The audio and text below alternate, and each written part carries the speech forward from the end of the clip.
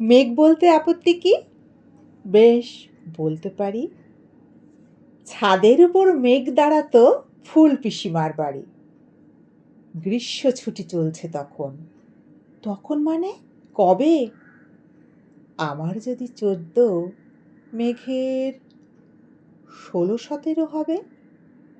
ছাদ থেকে হাতছানি দিত, ক্যারাম খেলবি, আয়।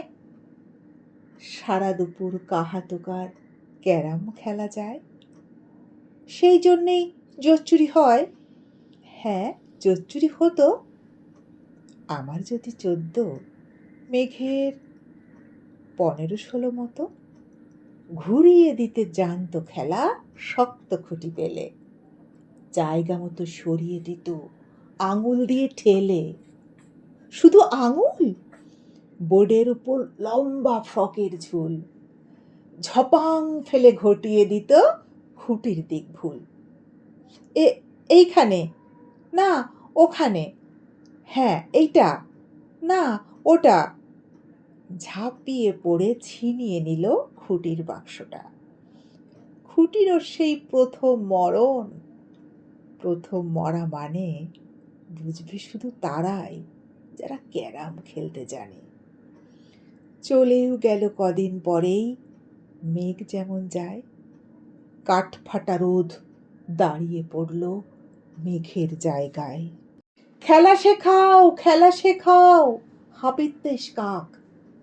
কলসিতে ঠোঁট ডুবিয়েছিল, জল তো পুড়ে খাক। খাক হওয়ার সেই কলসি আবার পরের বছর জলে। ভরল কেমন তোমায়? থামো, ওসব কি কেউ বলে?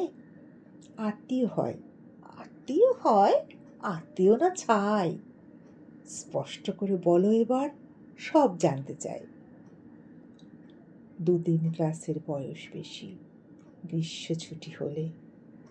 ঘুরেও গেছে 2-3 বছর, এই জানে সকলে। আজকে দগ্ধ গ্রীষ্ম আমার, তোমায় বলতে পারি। মেঘ দেখতাম ছাদের ঘরে ফুল পিসিমার বাড়ি। নমস্কার বন্ধুরা, জানি না কেমন পাঠ করেছি। কবি জয় গোস্বামীর লেখা মেঘ বলতে আপত্তি নেই। সবাই ভালো থাকবেন, সুস্থ থাকবেন। অসংখ্য ধন্যবাদ। অনেক অনেক ভালোবাসা। আগামী কোনো দিন আবার নতুন একটা কবিতার সঙ্গে দেখা হবে। ততদিন ভালো থাকবেন। টাটা।